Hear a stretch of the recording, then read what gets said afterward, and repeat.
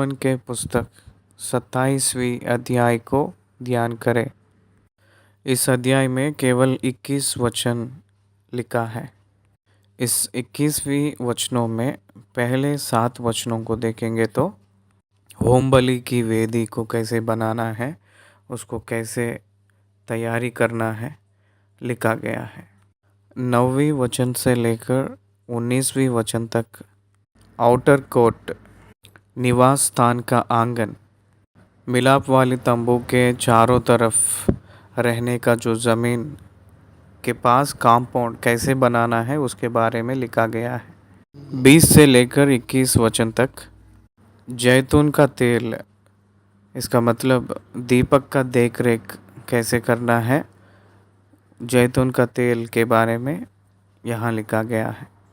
ये इस तीन विषय के बारे में 27वीं अध्याय में लिखा गया है।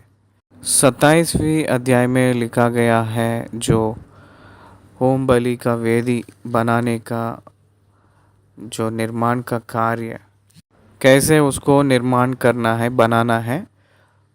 38वीं अध्याय में बेसलेल व्यक्ति ने उसको बनाए थे।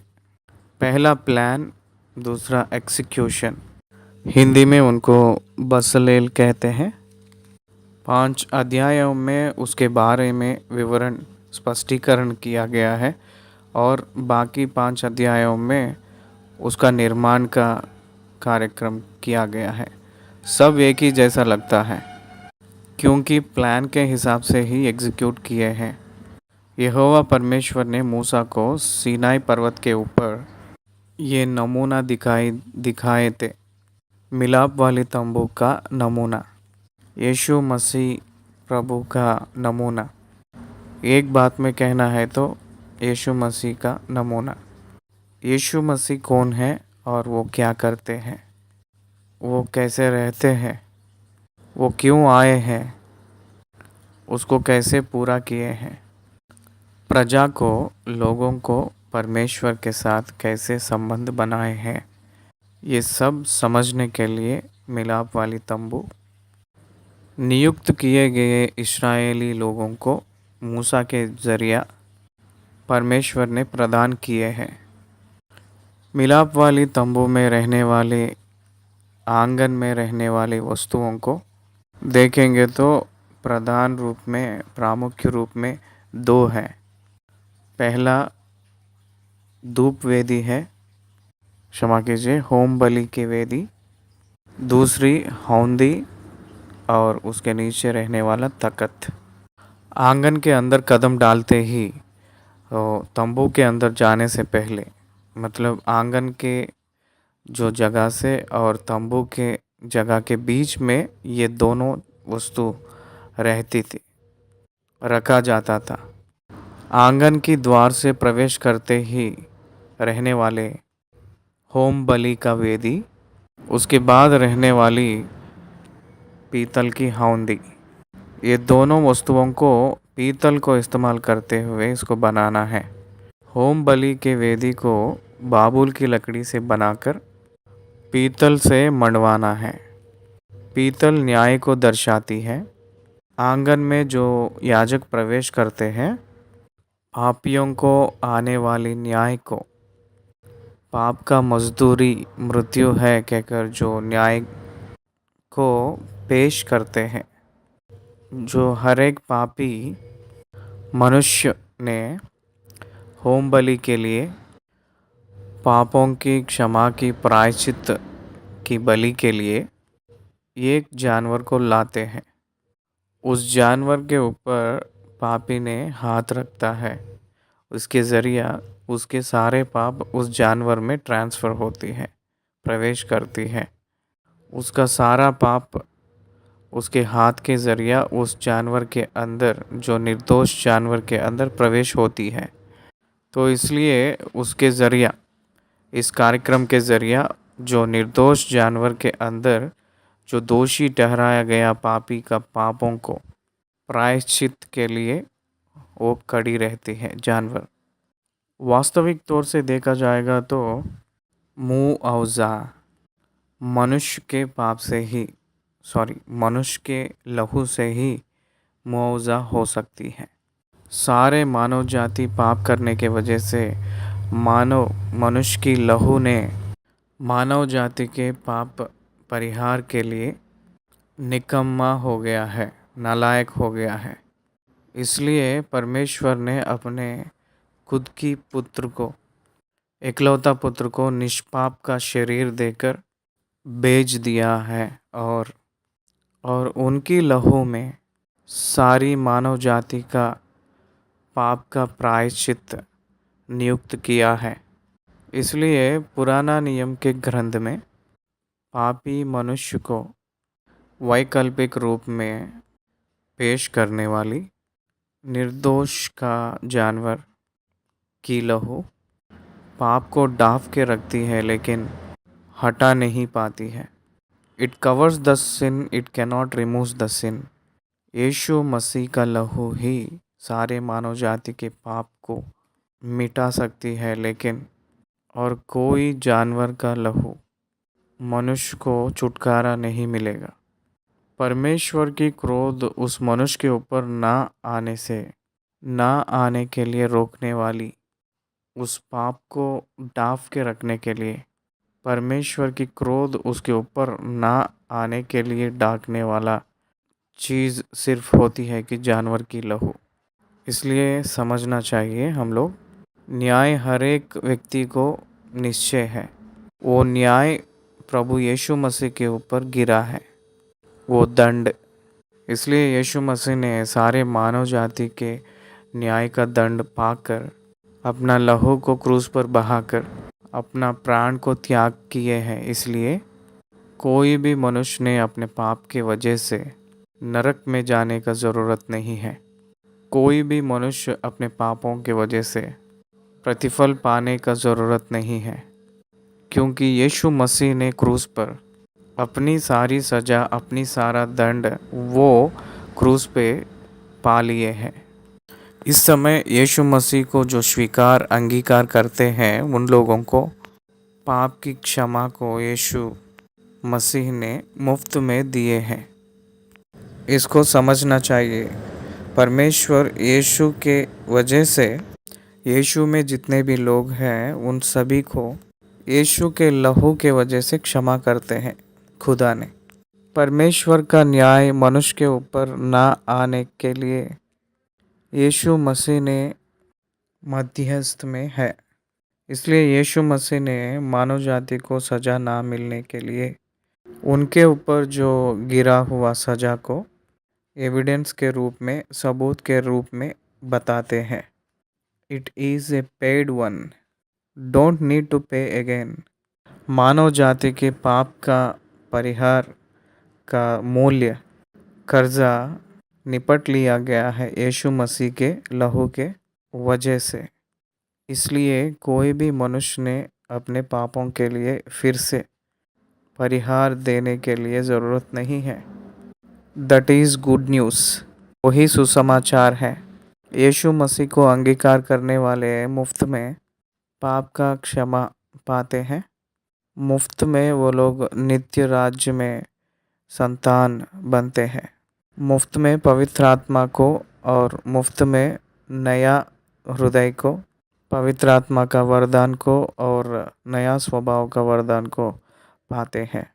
When they believe in Jesus Christ, they will receive the Holy Spirit as the gift of God, and the Holy Spirit God dwells in the new nature of a believer who trust Christ, who believe in Christ.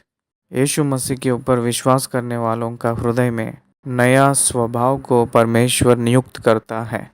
वो नया स्वभाव में पवित्र आत्मा निवास करते हैं।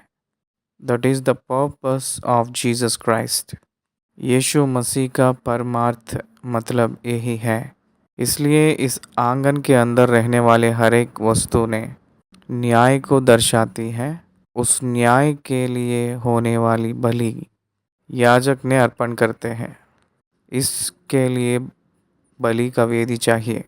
उस बलि वेदी के बारे में 27वें अध्याय में पहले 7 वचनों में लिखा गया है। पढ़ रहा हूँ निर्गमन के पुस्तक 27वीं अध्याय पहले वचन से।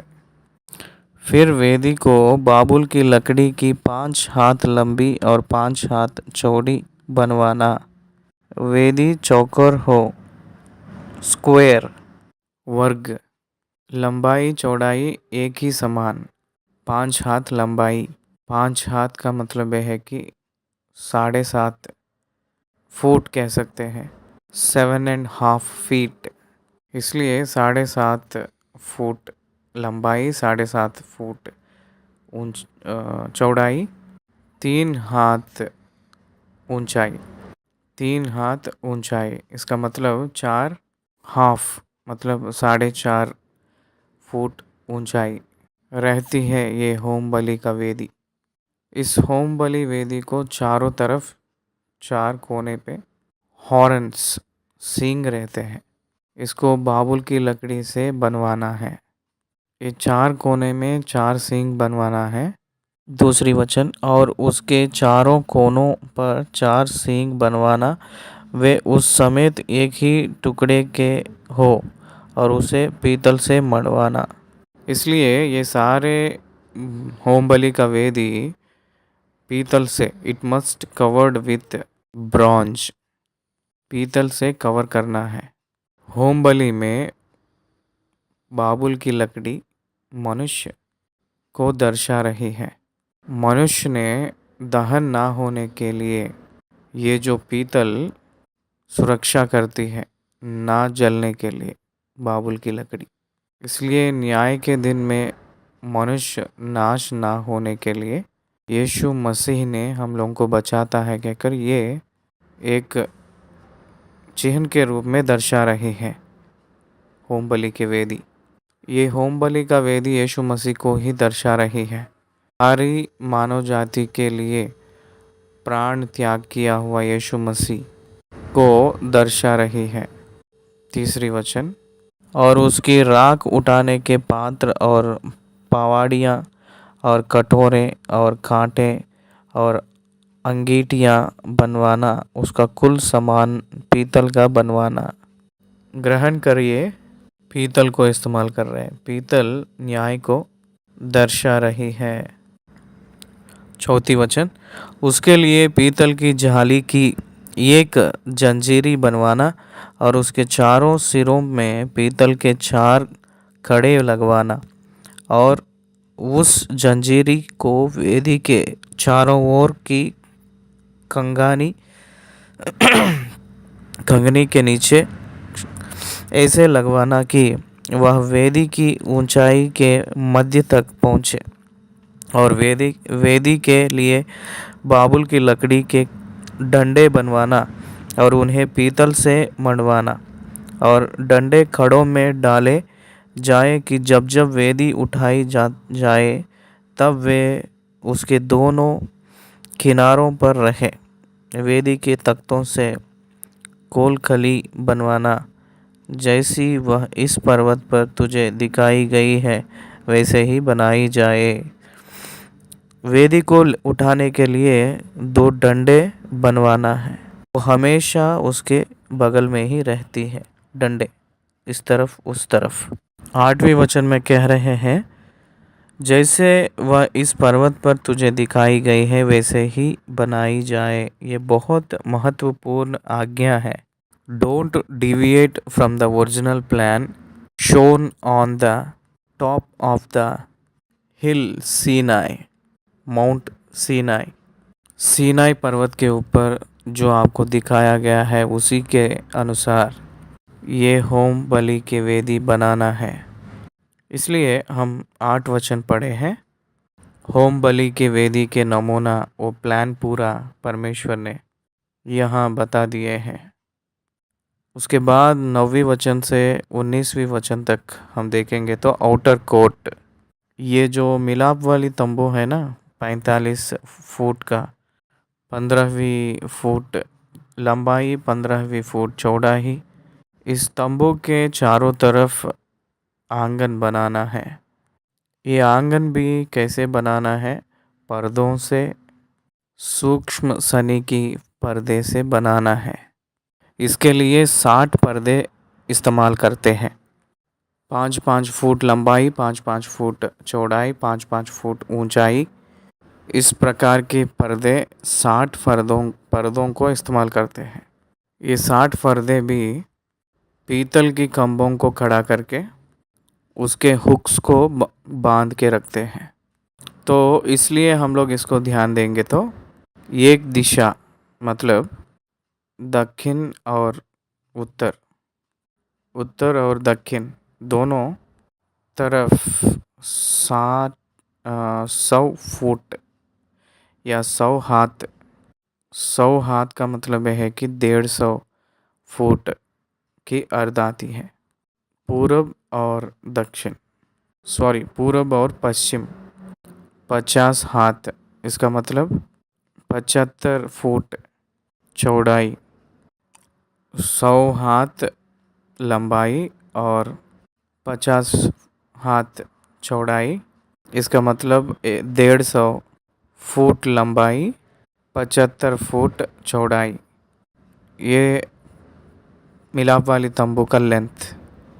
इसमें करने का क्या है, पीतल की खंभों को बनाना है। पीतल की खंभों को पीतल की कुर्सियों में रखना है। पीतल की खंभों को पीतल की कुर्सियों के ऊपर रखने से चांदी का बुनियाद बनाना है। ऊपर, क्षमा कीजिए, ऊपर बनाना है। पीतल नीचे बुनियाद में रहती है और चांदी ऊपर रहती है। इसका मतलब यह है कि पीतल न्याय को और पाप को दर्शा रही है, चांदी छुटकारा को दर्शा रही है। पापी मनुष्यों ने छुटकारा पाए हुए समूह से ये पूरा योजना बनवाना पड़ रही है। आंगन विश्वासी लोगों के समूह को दर्शा रहे हैं। आंगन के अंदर तंबू और परमेश्वर के पुत्र यीशु मसीह को चिन्ह के रूप में है, परमेश्वर की आत्मा की चिन्ह के रूप में है। कोरिन्थ के कलीसिया को पौलुस ने जैसे कहे थे, क्या तुम नहीं जानते कि तुम्हारी देह पवित्र आत्मा का मंदिर है? आप लोग परमेश्वर की आत्मा का मंदिर है। इसलिए कलीसिया परमेश्वर की आत्मा का मंदिर है, पवित्र आत्मा का मंदिर है। यीशु मसीह को मंदिर कहा जा सकते हैं। पिता परमेश्वर को आपके हृदय एक मंदिर है, इसलिए कलीसिया ही मंदिर है। आउटर कोर्ट पर्दों से बनवा जा रहा है। सूक्ष्म सनी के कपड़े से, वाइट रंग से वो बनवाया जा रहा है। वाइट कर्टेंस मतलब वो पवित्रताई को दर्शा रही है। छुटकारा पाए हुए लोगों को पवित्रताई के समूह से ये जो बाहर की आंगन आउटर कोर्ट का निर्माण हो रही है, ऐसे अर्थ दे रही है। इस रीति से वो सारे इंतज़ाम किया जाता है। दक्षिण और उत्तर, उत्तर और दक्षिण 20-20 करके पीतल की खंभों को बनाते हैं, सॉरी चांदी के खंभों को बनाते हैं। खंभे नहीं कह सकते, कुर्सियाँ बनाते हैं। पूरब और पश्चिम 10-10 और उसमें द्वार के पास आते ही 5 सेपरेटली। इसको हम देखेंगे तो 60 कुर्सी बनवाना पड़ेगा, 60 पर्दे बनाना है। क्या आप समझ रहे हैं? 60 पर्दे को बनवाना है।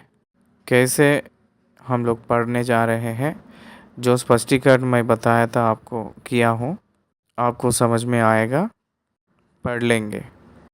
और खंडे पीतल की, चांदी की नियुक्त करना है। खंडे का मतलब यह है कि आड़ा रखने वाले लकड़ी, ऊपर बांध के रखते हैं उसको हम लोग चांदी से बनाना है। चांदी छुटकारा को याद दिलाती है। 9वीं वचन पढ़ रहा हूँ। फिर निवास के आंगन को बनवाना, उसकी दक्षिण की ओर के लिए बटी हुई सूक्ष्म सनी के कपड़े के पर्दे हों, उसकी लंबाई 100 हाथ की हो, एक किनारे पर इतना ही हो, और उनके लिए 20 खंबे बने, और इनके लिए पीतल की 20 कुर्सियां बने, और खंभों के खंडे और उनकी पटियां चांदी की हो। देखिए यहाँ पीतल की 20 कुर्सियां कहकर लिखा है। 11वें वचन, और उसी प्रकार आंगन के उत्तर की ओर की लंबाई में भी 100 हाथ लंबे पर्दे हो, और उनके लिए भी 20 खंबे, और इनके लिए भी पीतल के 20 खाने हो, और उन खंभों के कुंडे और पटियां चांदी की हो। फिर आंगन की चौड़ाई में पश्चिम की ओर 50 हाथ के पर्दे हो, उनके लिए खंबे 10 और खाने भी 10 हो। पूरब की ओर आंगन की चौड़ाई 50 हाथ की हो, आंगन के द्वार की 1 और 15 हाथ के पर्दे हों, और उनके लिए खंबे 3 और खाने 3 हो। देखिए चांदी सोना, सोना चांदी, सोने के बारे में बाद में बात करेंगे। यहाँ पीतल, पीतल क्या दिखा रही है? चांदी छुटकारा और पीतल न्याय को याद दिला रही है। पूरब और पश्चिम हाथ 50 हाथ रहना है, इसका मतलब यह है कि 75 फुट। 10 चांदी के कुर्सियाँ, 10 चांदी के खंबे, दो दिशा में 10-10 इस्तेमाल करते हैं, उत्तर और दक्षिण की दिशा में 20-20 इस्तेमाल करते हैं, पूरा मिला के 60 कुर्सियाँ, 60 खंबे इस्तेमाल किया जाता है।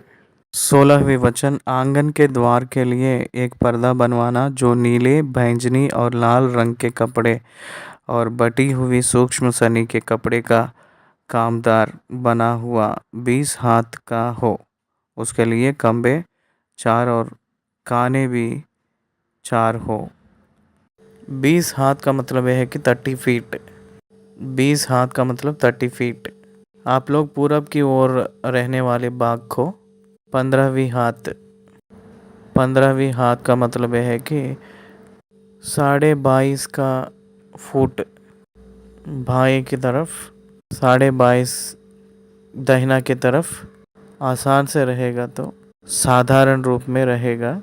बीच में 20 फुट का मतलब यह है कि 30 फुट का द्वार रहती है। ये 30 फुट का जो द्वार है वो एक ही एंट्रेंस है, ओनली वन एंट्रेंस। ये वन एंट्रेंस यीशु मसीह को ही दर्शा रही है। मैं ही द्वार हूँ कहकर प्रभु ने कहे थे। उसी द्वार से ही अंदर जा सकते हैं, और कोई द्वार से जाने के लिए नहीं है। ये मिलाप वाली तंबू के चारों तरफ रहने वाले 12 गोत्री लोग ने अंदर जाने से समय उन लोगों का क्रम के रूप में वो लोग जब प्रवेश करते समय इसी द्वार से अंदर उन लोगों का बलियों को भेजना पड़ता है। इसलिए एक अद्भुत रूप में नियुक्त किया गया हुआ क्रम है। यीशु मसीह के वजह से ही कोई भी यहूदी परमेश्वर के पास जा नहीं सकते हैं, सिर्फ यीशु मसीह के ज़रिया ही जा सकते हैं। कोई अन्य व्यक्ति भी परमेश्वर के पास नहीं पहुंच सकते हैं, केवल यीशु मसीह के ज़रिया ही पहुंच सकते हैं। There is only one door. मेरे प्रिय भाई और बहन, यीशु मसीह एक ही मार्ग है, और कोई मार्ग नहीं है स्वर्गलोक जाने के लिए। एक छोटी सी बात आपको समझाएंगे एक एडवांटेज के लिए। एक एडवोकेट ने, एक वकील ने हमेशा मारपीट करता था, झगड़ा करता था। स्वर्गलोक को केवल एक ही द्वार क्यों रखे हैं? स्वर्ग जाने के लिए अलग अलग प्रकार के द्वार रखना चाहिए था। देखिए हिंदू लोगों के धर्म को देखेंगे तो बहुत ढेर सारे द्वार है कहकर all roads leads to Rome, all roads leads to Rome कहकर व्याख्याएं करते रहता था वो वकील ने। उनको एक दिन एक सपना दिखा है। बहुत भयंकर का आग की भट्टी दिख रही है। उसमें से निकलकर बचकर बाहर निकलने के लिए एक ही द्वार दिख रही है। वो होश में आकर ये बात कहा था कि प्रभु, केवल एक ही द्वार कम से कम तो रखे हैं, इसलिए धन्यवाद। एक ही द्वार रखे हैं कहकर झगड़ा करने वाला ये वकील ने है। एक द्वार रखने के वजह से बहुत धन्यवाद कहकर धन्यवाद दिया था। हाँ, हर एक मनुष्य नाश होकर नरक में ना जाने के लिए परमेश्वर ने एक मार्ग को आविष्कार किया था। वो मार्ग यीशु मसीह है। वो मार्ग यीशु मसीह है कहकर विश्वास करना है। जो नहीं विश्वास करेगा उसको सजा मिलेगी। जो विश्वास करेगा वो उद्धार पाएगा। मार्कुस रचित सुसमाचार पदहार 16वीं अध्याय का 15वीं वचन। मार्कुस 16 का 16 में ये बात बताए थे। इसलिए अगर हम समझने के लिए कोशिश करेंगे तो ये जो डोर 4 प्रकार के रंगीन से बनाया गया है। नीले, बैंगनी, लाल रंग के कपड़े और बटी हुई सूक्ष्म सनी के कपड़े का कामदार बना हुआ 20 हाथ का हो। It should be beautiful. खूबसूरती के रूप में खूबसूरती के जैसा दिखना है। इस चारों में नील का मतलब आकाश को दर्शा रही है। बैंगनी उनका प्रभाव और महिमा को दिखा रही है। लाल रंग उनकी क्रूस को याद दिलाती है, क्रूस की त्याग को। सफ़ेद सूक्ष्म सनी उनकी पवित्रताई को याद दिलाती है। 18वीं वचन। आंगन की लंबाई 100 हाथ की है और उसकी चौड़ाई 50 हाथ की और उसके कनात की ऊंचाई 5 हाथ की हो। उसकी कनात बटी हुई सूक्ष्म सनी के कपड़े भी बने और खंबे के काने पीतल के हो। 50 फीट 5 फीट हाइट। उसकी जो कुर्सियाँ पीतल की हैं। सारे सामान पीतल से ही बनाना है कहकर आज्ञा दिया गया है। आंगन के लिए जो भी बनाया जाता है, जो भी सामान इस्तेमाल किया जाता है, वो पीतल से ही बनाना है। पीतल को इस्तेमाल किया गया है। लेकिन तंबू को बनाते समय सोना को इस्तेमाल किया गया है। सोने को। वो जो तंबू है वो डिविनिटी है। समझ में आ रहा है? आंगन विश्वासी लोगों को दर्शा रही है। जो उद्धार पाए हैं उन लोगों का रूप में दर्शा रही है।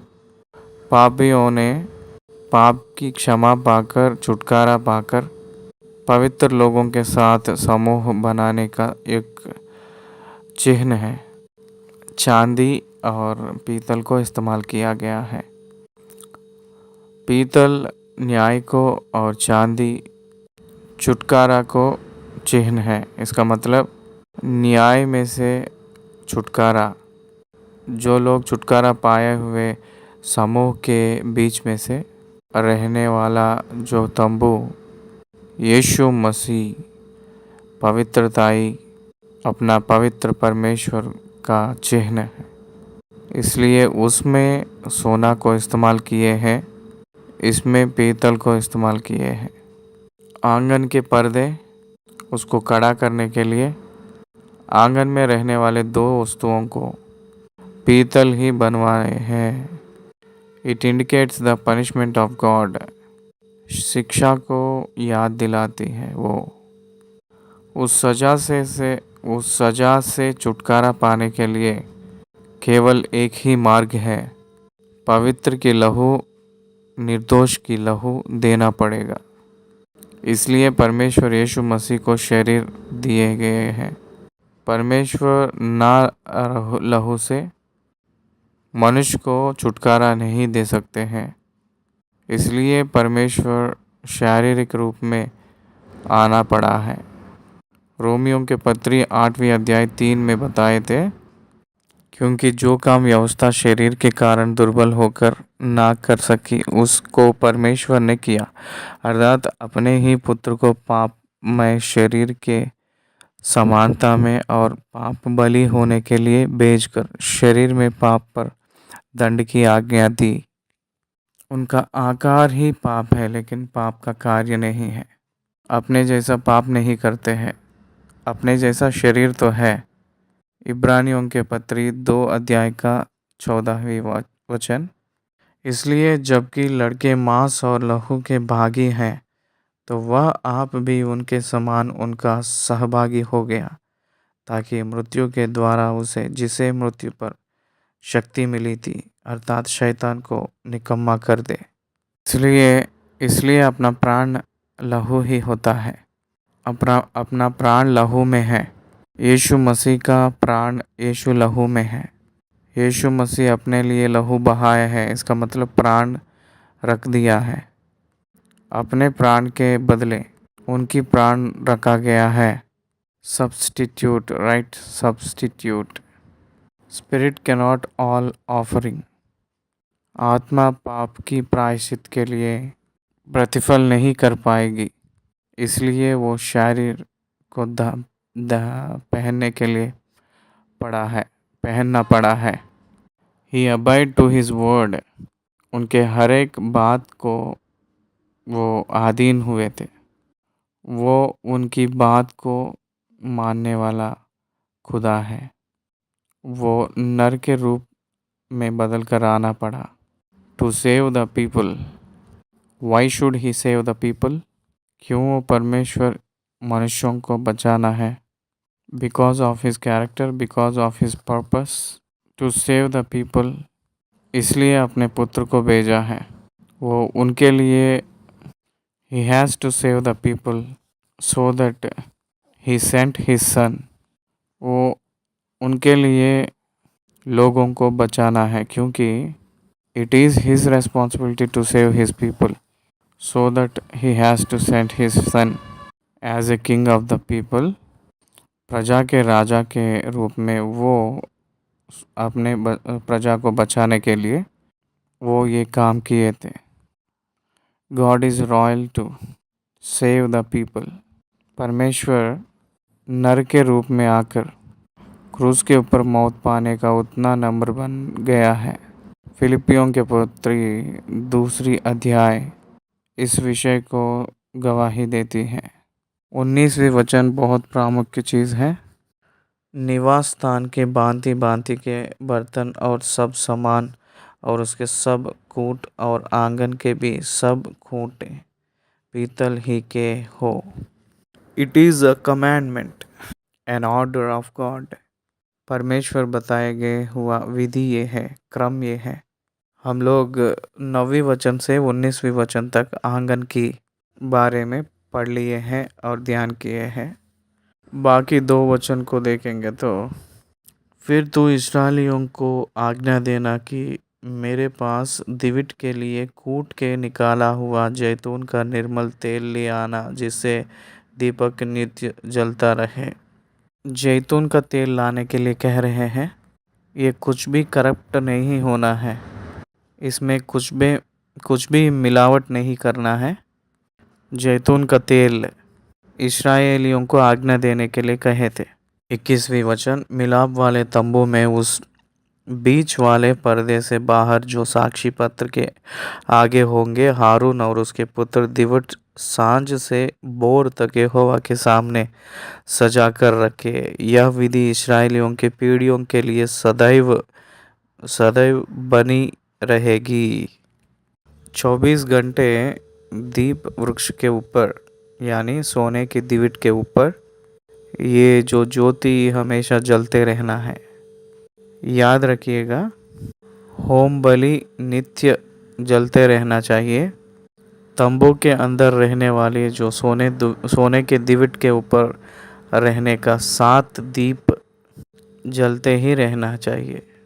It indicates the Holy Spirit and it indicates the Jesus Christ.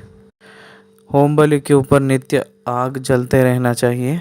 विश्वासी के हृदय में नित्य पवित्र आत्मा जलते रहना चाहिए। जैतून के तेल से हमेशा जलाते रहना चाहिए। इसको नित्य सेवक लोग ठीक करते रहना है, देख रेख करते रहना चाहिए। It is the duty of the servant of the God to light the people of God, light for him in the world. दुनिया में प्रजा ने नित्य जलते हुए जैसा परमेश्वर की सेवा को समर्पण करने वाले किए हुए लोग विश्वासियों को नित्य जलते हुए जैसा बनवाना है। यही ये यहाँ लिख रहा है। 21वें वचन में ये पीढ़ियों के लिए सदैव बनी रहेगी। एवर लास्टिंग कमांडमेंट, इसमें बदलाव कुछ नहीं है। यह नित्य होना चाहिए, नित्य जलते रहना चाहिए, नित्य रोशनी देते हुए रहना चाहिए। विश्वासी नित्य जलते रहना चाहिए, नित्य जलते रहना चाहिए। विश्वासी दुनिया को रोशनी के समान है, ज्योति के समान। दुनिया को विश्वासी एक ही परमेश्वर की ओर मार्ग दिखाने वाले कोई दिशा नहीं है विश्वासी को छोड़कर। इसलिए विश्वासी हमेशा ठंडा नहीं रहना चाहिए, विश्वासी अंधेरापन नहीं रहना चाहिए। इसलिए जब जब उसको अपने आप जलाना चाहिए, परमेश्वर के सम्मुख दिखते रहना चाहिए। जलाने का मतलब यह है कि आत्मिक तौर से बात कर रहा हूँ, परमेश्वर की सबूत के समान, परमेश्वर की गवाही के रूप में ठहरना चाहिए। इस सारे विषयों का निज अर्थ समझने के लिए ही ये मिलाप वाली तंबू इस्राएलियों को परमेश्वर दे रहे हैं। 27वीं अध्याय ख़त्म किए हैं। धन्यवाद।